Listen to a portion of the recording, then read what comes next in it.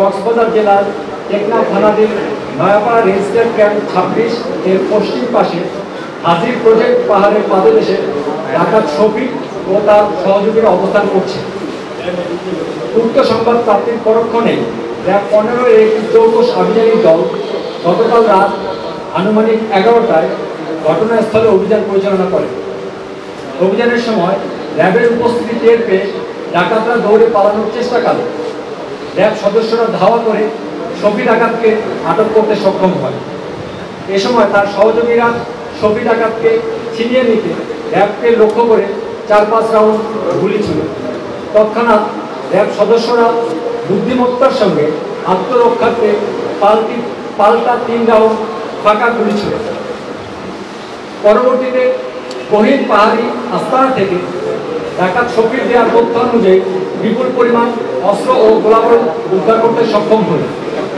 উদ্ধারকৃত আইটেমগুলোর মধ্যে একটি 1 shooter gun, একটি এলজি, 2টি 1 বন্দুক, 10টি অ্যান্টি-পার্সোনেল মাইন, 10টি ডেটোনেটর, 50টি তাজা রাইফেলের গুলি, 53টি রাইফেলের খালি কার্তুজ, 6টি শটগানের খালি কার্তুজ, 3টি গ্রেনেড এবং প্রায় 800 গ্রাম ক্রিস্টাল মেথ আইস উদ্ধার করতে আমরা সক্ষম হই।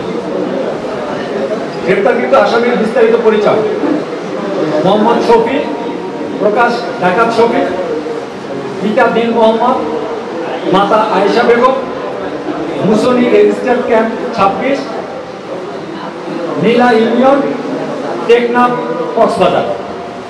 উপস্থিত সাংবাদিক বৃন্দ, ডাকাত শফির নামে 2টি হত্যা, 2টি ডাকাতির প্রস্তুতি, 6টি অস্ত্র, 6টি মারামারি সহ মোট 21টি মামলা রয়েছে।